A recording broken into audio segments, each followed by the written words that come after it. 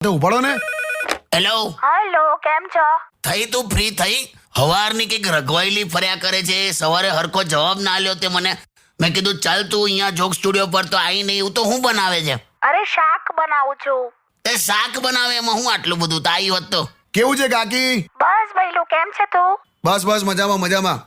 હું બનાવ્યું તે શાક? એટલે શું બનાવે છે? અરે એ તો ભરેલા મમરાનું શાક. હે? શું બોલી? ભરેલા મમરાનું શાક. ભરેલા મમરાનું શાક એટલે? આપણે ભરેલા ભીંડા કેવા બનાવીએ હા, એવું ભરેલા મમરાનું શાક.